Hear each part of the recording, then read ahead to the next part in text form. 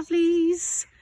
It's another gorgeous day, so I'm going to be doing some sublimation printing. Look how gorgeous it is. Can you see the sun coming through the vine? Isn't it lovely? I'm going to be doing some of my painting ready for my sublimation printing, and I thought I really should explain what sublimation printing is. It's a bit squinty out here because it's very bright. I have already got a piece of paper, nice long, minimum of 150 centimetres, because that's roughly what size I make my scarves. I've already got it painted with blue disperse dye paint. So it's basically dye that I mix up with a slightly thick product that, if I'm honest, can look a little bit like snot, because the thickener can be a bit disgusting and it reminds me of snot, if I'm honest. I make it thicker because if I was to make it very, very thin and very, very watery, which would be much easier, excuse the plane, if I was to make it very, very thin, what tends to happen is the paper absorbs all of the moisture, and as it does that, it becomes very wibbly wobbly and it really doesn't come out very nice in the heat transfer. So, got my blue down here.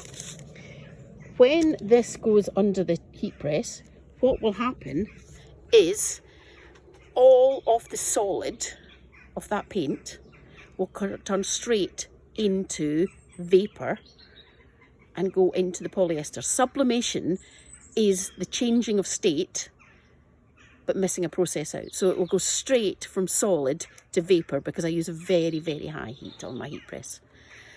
Much more than you would do your ironing with. Polyester does cope with heat more than people think it will. They all think it's going to melt and it's a cheap, nasty fabric. But actually, it's a beautiful fabric. It's the only type of fabric, well, man-made fabrics are the only type of fabrics we can use for sublimation printing, because they become porous when they get over 100 degrees. And when they get porous, combined with my pigment becoming vapour, they absorb the vapour. And that pigment is locked into the fibre. That's why when you look at work that's been sublimated, there is no surface paint on it. All of the paint has been absorbed. So I'm painting ready to make up some of my scarves. I've got lots of colours that I've mixed up and got ready, because what I'm looking for with this paint is I want to have a mixture of lots and lots of lovely colours on it. Because the blue is already there, that will come through. And no matter what colour I put on the top of this blue paint, the blue paint will still evaporate off at the same time as everything else that's on that particular spot of the paper. So when I put my red paint onto this, I'm going to get, hopefully, a nice purple colour that's going to come out from here. When I put my green paint on it, because of colour theory, I should get a blue yellow colour, because blue and yellow mix to make green. So rather than just an ordinary green, it should be a very, very blue green that I get out from this.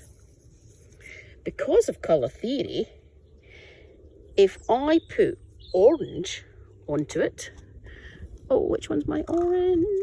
This one I put, no, oops, this one's my orange. It's a very red orange because I want it to be a very red orange. With colour theory, tells me that I'll actually get brown, and you can see it to an extent that it's a little bit browny there because the blue's coming through already, but the colour that's on the top surface of this is actually quite irrelevant, because it's the mixture of the colours when I actually print that I'm going to get. So here I will get the colour I put on the top mixed with the blue underneath. With the red, I'm going to get the red I put on the top mixed with the blue underneath. So the layers of colour are what make the difference in sublimation printing, not the top colour, which is why I really do need to know my colour theory to make this work. Right, I'm going to enjoy my painting today because it's gorgeous. Where's my cats? Oh, This is going to be about the first video ever I've done without my cats, because they've all gone away to lie in the sunshine somewhere. Okay, see you guys.